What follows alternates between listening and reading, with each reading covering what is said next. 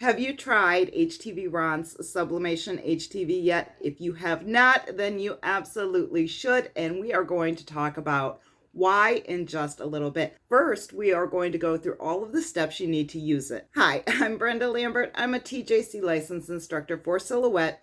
You found your way to Silhouette Success, and I do hope that you're going to join our little community. We would absolutely love to have you. Now, there's a ton of information to get through today in this short little video, so if you are ready, let's do this. Starting in Silhouette Studio, the first thing you'll want to do for each and every project is page setup. Since we will be working with a printed image today, we'll need to be sure to set our media size so that it matches our printer settings, and for me, that means letter size. We're also going to turn on the print border. This is not a print and cut project, so there is no need for registration marks. Now we can bring in our image. Let's go over to File, then down to Merge. I got these from Creative Fabrica, and I'll put a link in the description so that you can take a look at them. Let's pull this polar bear in and get it sized so that it fits within the print border. He is super cute, but he is not set on a transparent background, which would be fine for sublimation on a regular polyester shirt. But since we are sublimating on HTV, we will need cut lines. So go to your trace panel, select trace area, and draw your box out so that it covers the whole image. Bring the threshold all the way up. And this has picked up the background as well, so now we need to use the arrows to bring it back down slightly. When just the image is lit up, come down here and click on Trace Outer Edge. This looks like a mess right now, but that's okay. We're going to fix that with an offset. The instructions that came with the HTVRont Sublimation HTV say that we will need an offset of 2 to 5 millimeters. Now, I did a trial run with this material, and I'm going to say that the offset should be quite a bit larger than that. This vinyl is very hard to see when it's been pressed onto your material, which is great for the finished project, but not so great when you're trying to make the project. If you create a larger offset, it will be easier to get your image lined up. So let's head to the offset panel, select your cut lines, then click on offset. I suggest a distance of 0.175, then apply. You can delete the original cut lines. And if you're left with random cuts inside of your offset, right-click, release the compound path, then delete the bits that you don't need. Now we can line up the cut lines with the image to see if everything looks good. If it's all okay, we can select both the image and the cut lines, right-click, and flip horizontally, because you need to mirror the design for both sublimation and HTV. And it's always best to mirror on the design page because the mirror option in the send page does not always act as it should. Now our design is all set up. Let's get on to making it.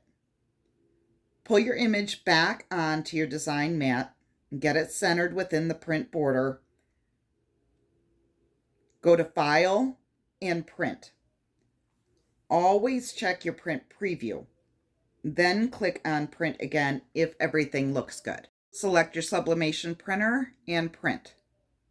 While the printer is doing its thing, we can get the HTV portion of the project going. Pull the image off to the side, bring the cut lines onto the design mat. You can see that our page is no longer set up properly, so let's open up the page setup panel and adjust it. We can switch to 12 by 12 for the media size, click off the print border, and turn on the cut border. Make sure your design is within the red lines, then go to the Send tab. Now there is no setting listed for this particular material. but the instructions in the package say that you'll need a blade depth of 6, a force of 4, speed of 5, and 1 pass. I'm going to set my material for heat transfer smooth, then adjust the settings. And going back to my trial run for just a second, the recommended settings in the instructions did not work for me.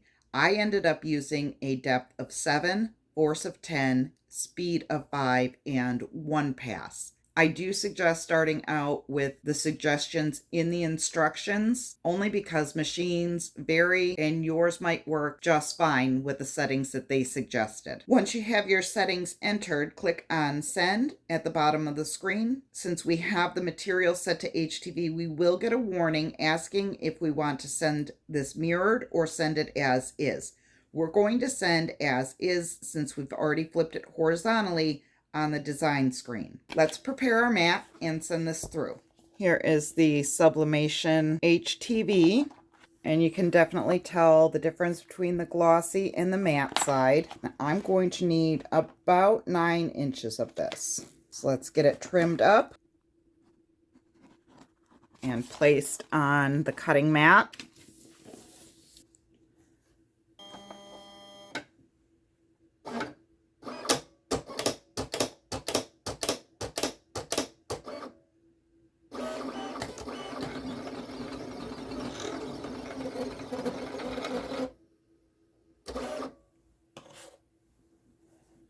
We can check the cut before we unload the machine. Perfect. Let's unload the mat. Your next step is to weed out the excess vinyl, which should not be difficult because it was all one outline. We don't have any bits and pieces to get rid of.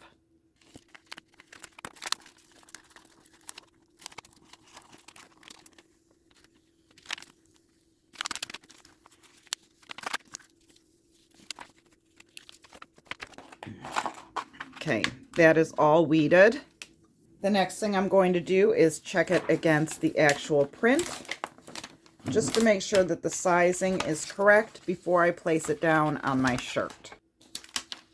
If I lay it down on here, you can see that everything is going to be able to be placed within the lines of the Sublimation HTV, which is perfect. Now I've got my heat press heating up, and the directions say to press at 200 degrees Celsius, which converts to 392 degrees Fahrenheit. We're going to go ahead and prepare the shirt while that's finishing up. You're going to want a lint roller to remove any dust or fur or whatever from the front of your shirt. And then you're going to do a pre-press for about 5 to 10 seconds.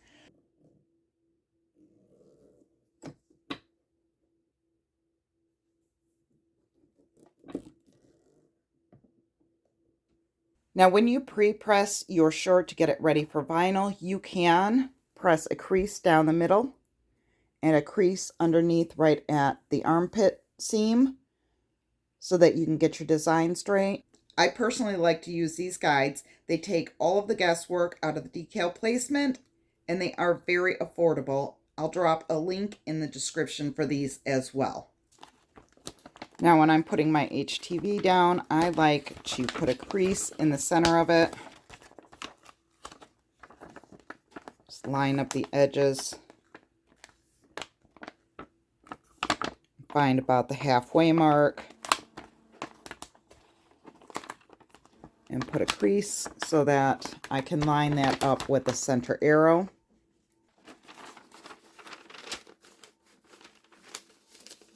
Okay, the press has come up to temperature. I'm going to go ahead and set this down and press this for 15 seconds. The instructions say between 10 and 20 seconds, which I think is quite a large span, but we're going to go right in the middle at 15 seconds.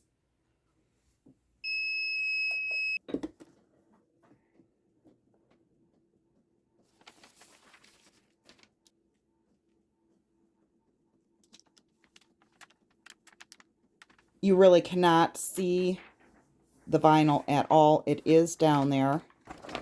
Now what I'm going to do, because this is very hard to see, is I'm going to just go ahead and cut around the edges of my design so that I can hopefully see whether or not it's setting inside of the sublimation.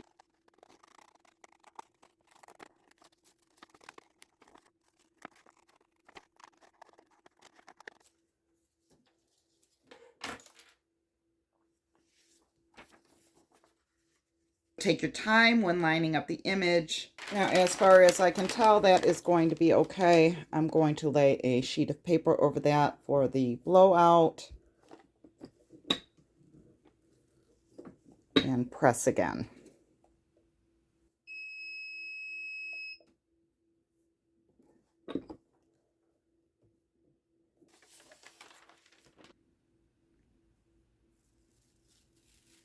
These colors look amazing, and the vinyl layer is not too heavy. Overall, I'm very pleased with the HTVRont Sublimation HTV, and I would definitely recommend using it.